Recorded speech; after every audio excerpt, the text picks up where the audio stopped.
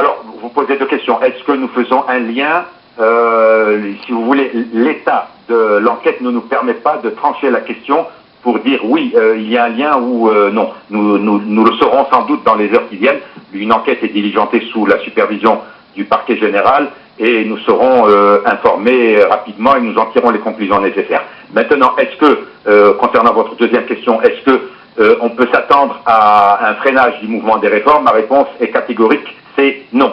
Le Maroc est fermement déterminé à pousser le processus des réformes qui est enclenché dans une parfaite harmonie entre l'institution monarchique, la société civile, les partis démocratiques. Nous sommes engagés avec les manifestants qui réclament de la dignité, qui réclament de la justice sociale. Tout cela est aujourd'hui intégré dans l'agenda marocain.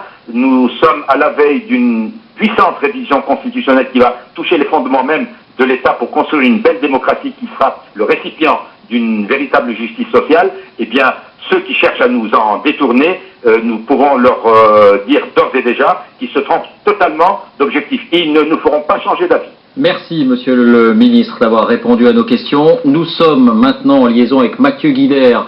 Bonsoir, vous êtes universitaire, spécialiste de géopolitique, professeur d'université. Quelle est pour vous l'hypothèse privilégiée ce soir sur les auteurs de l'attentat? Bonsoir. Écoutez, ce n'est pas la première fois que le Maroc subit ce type d'action. Cette action porte les mêmes caractéristiques que celle de 2003, du 16 mai 2003, la même caractéristique que celle du 10 au 14 avril 2007.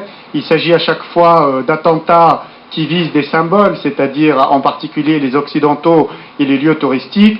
À chaque fois, la mouvance qui a été derrière, c'est la mouvance appelée au Maroc Salafia Jihadiya, littéralement les salafistes djihadistes. Ce n'est pas uniquement des salafistes, ce ne sont pas des djihadistes, mais c'est un groupement qui est appelé salafistes djihadistes.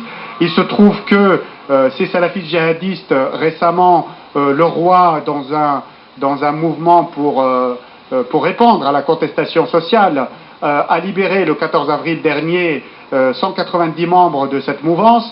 Et chose unique dans l'histoire du Maroc, les membres de cette mouvance, y compris ceux qui n'étaient pas encore détenus, sont descendus dans la rue dimanche dernier, le dimanche 24 avril, et l'on a vu quelque chose d'exceptionnel. Ils réclamaient, ils étaient à la fois, ils contestaient même la légitimité de la royauté marocaine, et bien évidemment, ils sont totalement anti-occidentaux et veulent véritablement poser de gros problèmes à la monarchie marocaine.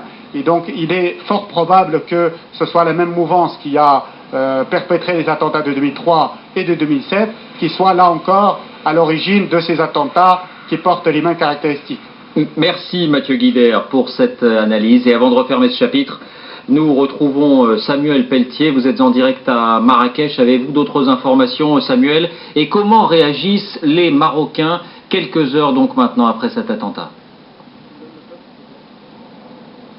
Écoutez David, ce soir ce que je peux vous dire c'est que les Marocains sont sous le choc, vous ne les apercevez pas, mais juste à quelques mètres de moi ici, des barrières ont été mises pour encercler la plage Jemaïfna et surtout restreindre l'accès à cette place par mesure de sécurité, ce qui n'a pas été le cas, je vous l'ai dit tout à l'heure, tout au long de cette journée. Les Marocains sont massés derrière les barrières et viennent regarder, toujours un peu sonner, ce restaurant que vous apercevez derrière moi, éventré, qui a été soufflé par cette explosion donc ce matin, peu avant midi. Vous le voyez aussi peut-être, les enquêteurs sont toujours au travail. Ces hommes en combinaison blanche que vous apercevez, eh bien, ils continuent à relever des indices pour essayer de savoir comment s'est produite cette explosion, qu'est-ce qui a pu la déclencher, puisqu'il reste encore pas mal d'éléments flous ce soir, David.